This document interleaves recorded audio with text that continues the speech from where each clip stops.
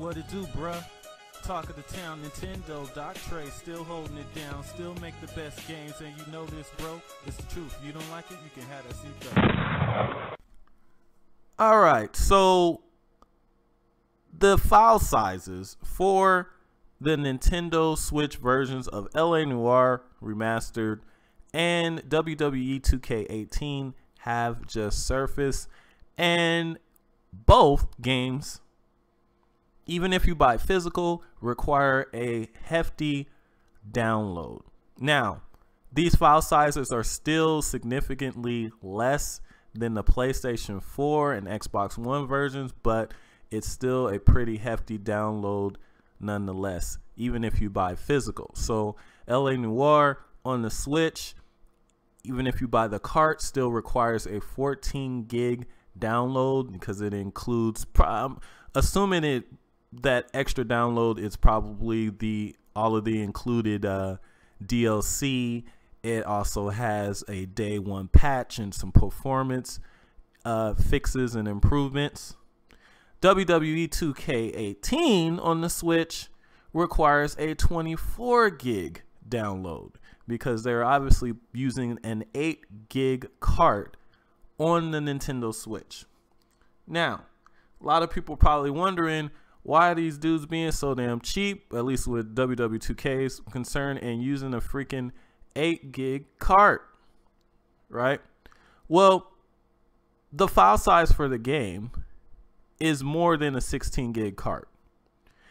8 gig carts on the Switch apparently are the only size, 8 gig and down, where the licensing fees or the production costs are the same as a PlayStation 4 or Xbox One Blu-ray disc.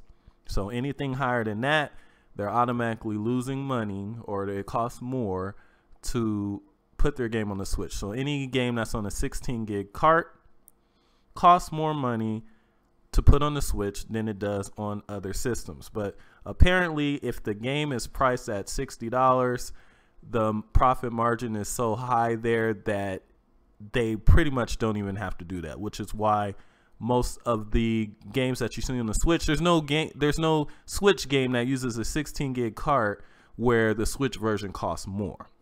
But games that are under $60, there are Switch games that cost $10 more, and LA Noire is one of those games. Now, probably the reason for that is, even if they use a 16 gig cart, you're going to have to download a significant amount anyway, so they probably figured, they're already downloading anyway, why should we have to pay more money? And honestly, in that case, I kind of don't really blame them too much. Nintendo should have had a larger amount of storage on the Switch. But here's where the problem is. Nintendo had to use carts for this hybrid system. And because it's a hybrid system, they had to use flash memory. That flash memory is very expensive. Like, I've seen a lot of people say, oh, they should have did 64 gig. They would have did 64 gigs of flash memory on the Switch. They would have charged $50 more at least on the system. And honestly, it wouldn't have been worth it because you could just buy an SD card with a lot more memory on it. And that's exactly what we're having to do. Now, you guys know my thoughts on this whole situation. Done a couple videos on it already. I guess I'll post a link to those in the description so you guys can check it out. But here's the thing though.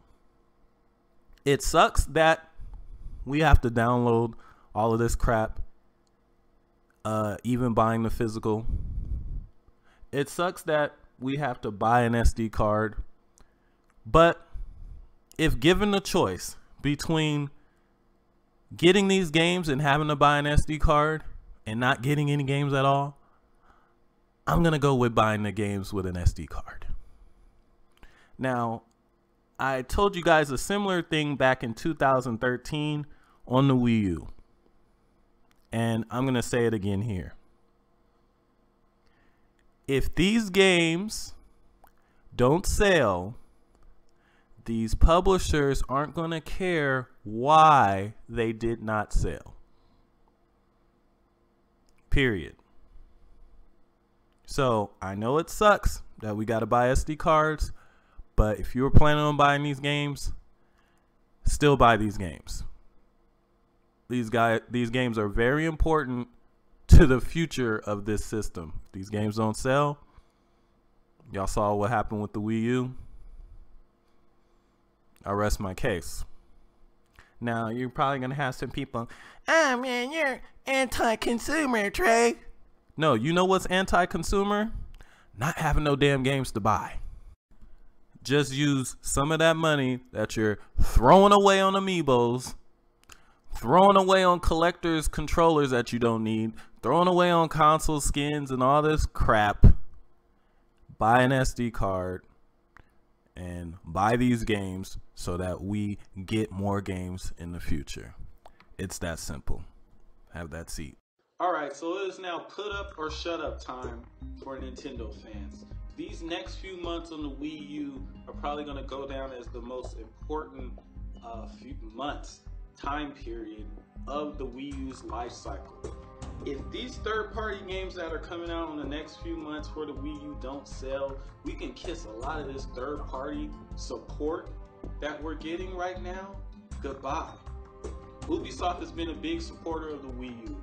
Warner Brothers has been a big supporter of the Wii U. They've got quite a few games still coming out for the Wii U this year, and they're looking at those sales. You can look, if you look at current interviews from Ubisoft, from these other third parties that are still supporting the Wii U, they're pretty much looking at this coming holiday, the end of this year, these games that they're releasing this year, as a determining factor of how much support they will show for this system in the future. If these games don't sell, we can kiss all that good support that we're getting from Ubisoft and Warner Brothers goodbye. It's goodbye. It's goodbye.